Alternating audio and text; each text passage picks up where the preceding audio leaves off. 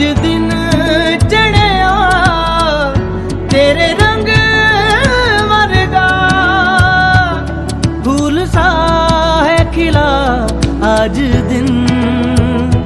रब्बा मेरे दिन ये ना ढले, वो जो मुझे ख्वाब में मिले उसे तू लगा दे अब गले। तेनू दिल दा वास्ता